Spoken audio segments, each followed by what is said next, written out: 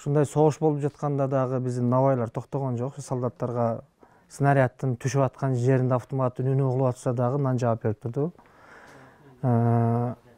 Солдаттарга керектүү болгон эми солдаттардын колунда ыстык тамак жок, ысык тамак.